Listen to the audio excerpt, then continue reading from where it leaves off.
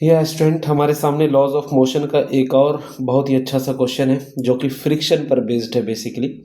तो चलिए देखते हैं इस क्वेश्चन में क्या कहा गया और कैसे हम सॉल्व कर सकते हैं। क्वेश्चन कह रहा है two block of mass m1 and m2 are connected with a string passing over a pulley as shown in the figure.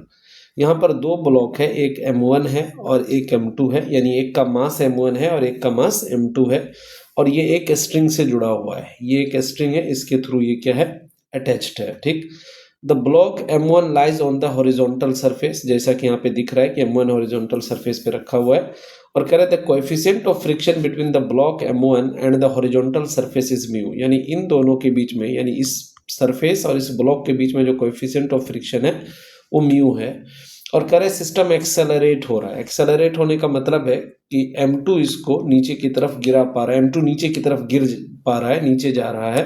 और जब m2 नीचे जाएगा तो m1 राइट की तरफ जाएगा, यानी सिस्टम में एक्सेलरेशन है, मतलब there is a net force है। कह रहा है what additional mass small m, ये स्मॉल m की वैल्यू कितनी होनी चाहिए, should be placed on the block m1 so that the system does not accelerate.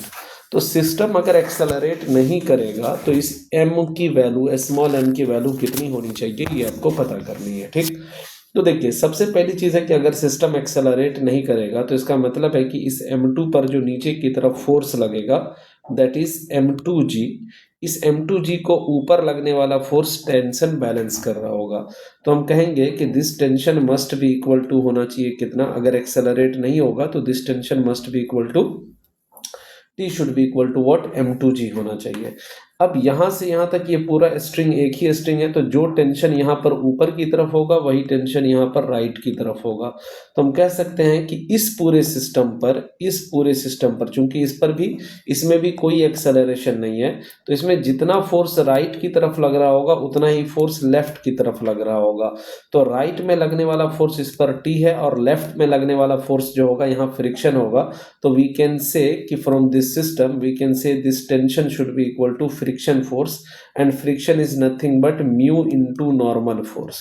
तो we can say this tension should be equal to mu into normal. Normal क्या हो जाएगा, तो ऊपर लगेगा इस तरीके से नॉर्मल और नीचे लगेगा क्या, टोटल mg, और टोटल mg यहाँ पर क्या हो जाएगा, तो टोटल mg जो नीचे की तरफ, जब इस ब्लॉक स्मॉल m को हम इसके ऊपर रख देंगे तो टोटल mg जो नीचे की तरफ होगा that will be m1 plus small m into g हो जाएगा। तो we can say this normal is equal to कितना, normal is equal to m1 plus small m into g के बराबर। तो नॉर्मल की जगह हम ये रखेंगे। तो हम इस इक्वेशन को 1 अगर मानते हैं और इस इक्वेशन को अगर 2 मानते हैं तो from 1 and 2 we can say mu into m1 plus small m into g should be equal to होना चाहिए क्या, m2 इंटू जी। यहाँ से g को g को कैंसिल अगर कर देते हैं तो वी कैन से कि m1 plus small m should be equal to हो जाएगा m2 बाय म्यू, और यहाँ से स्मॉल m जो आ जाएगा अपना वो हो जाएगा क्या, m2 बाय म्यू माइनस हो जाएगा क्या, m1।